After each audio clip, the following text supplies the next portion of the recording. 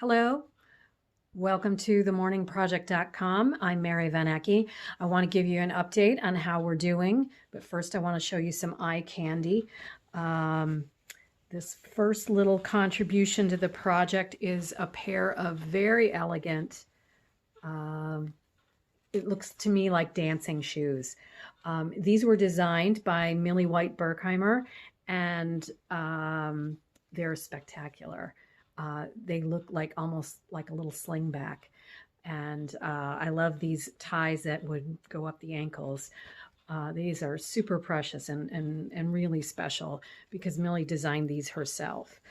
Um, and another friend of mine is Swan Sheridan, and she, I believe, designed these little baby booties herself. Swan is with Swan Amity Designs, and she does a lot of quilt patterns. She's quite creative and makes beautiful quilts.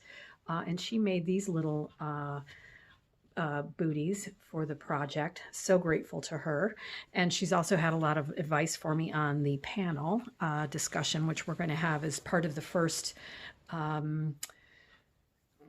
exhibition here at the YWCA in Tucson. This next little pair is by my friend Jean Marie Nutt. These are very simple gray felt booties, and she has stitched them with a little pink thread going all the way around. Jean Marie's a hand stitcher, so these are quite precious. Very quick to make up. This pattern is the felted booty slippers from Pearl Soho, and there's a link on the website, themorningproject.com, for these. Very simple, very elegant. And I got some blue ones to go with the pink ones, so that's cool. This pair is by Jerry Morano, and we can see from the little tag here that they're in memory or in honor of someone. So she made these in loving memory of Nathaniel. And again, very simple, cute little pattern. And I wanted to talk a little bit about what she had to say and why she's participating in the project. Jerry says, I firmly believe in participating in group events and art installations that call attention to health, educational, and cultural problems. Art activism can speak visually where words often fail.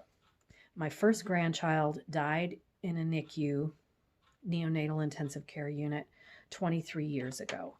And I suspect that is who Nathaniel is. So I want to thank Jerry very much for honoring her grandson's memory in this project. These little booties, I got several pair of these. Someone said they looked like little grandpa shoes, and I just think they're adorable. Jill Holbrook, who is the president here of the Visual Arts and Textile Association here in Tucson. She made a bunch of pairs of these cute little guys. And Jill's a pediatric nurse, or is a retired pediatric nurse. So she understands the issue of infant mortality all too well. These pair came in very recently, just yesterday, as a matter of fact, and they're from Carolyn Campbell.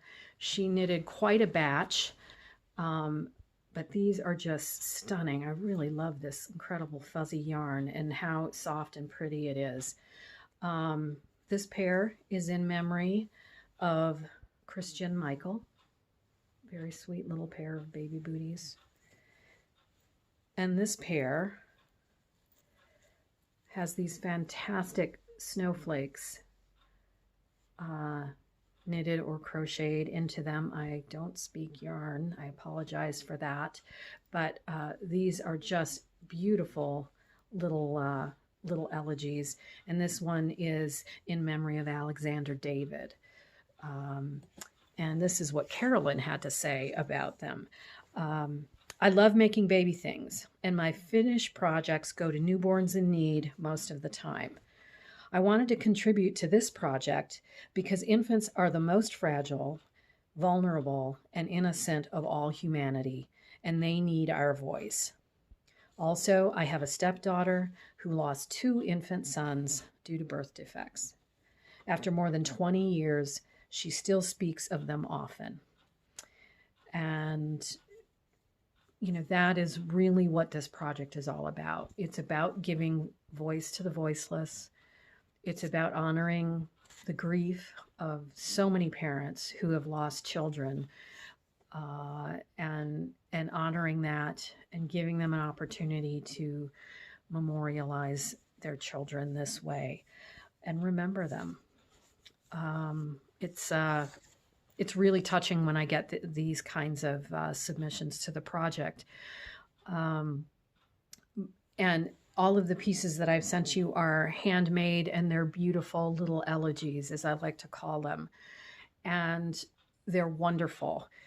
But I'd like to say that I'm the booty collector. I'm not the booty inspector.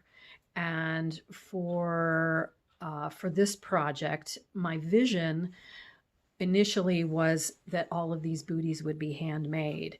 But I realized that some of us never went to art class or didn't pay attention when our grandma tried to teach us how to knit or crochet or sew.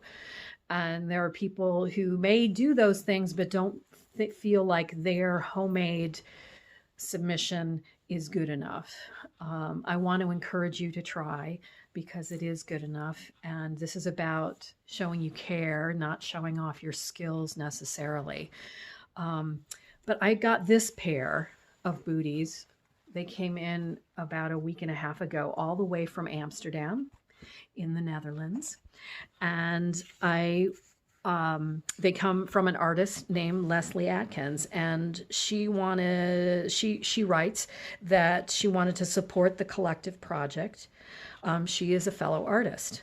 I suspect, because these are store-bought, you can see there, perhaps that these, I can see a tag in there. These were store-bought.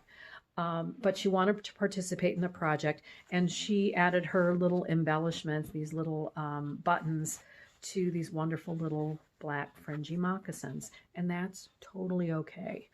Again, I'm the booty collector, not the booty inspector.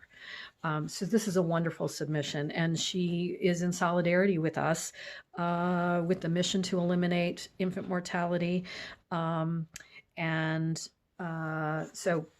I'm very grateful to have these all the way from Europe. It's very exciting. We'll see. I know that there are people in the UK working on booties. We'll see if by the end of the project this wins the prize for being the submission coming from the farthest away. And then I wanted to show you this little pair of booties.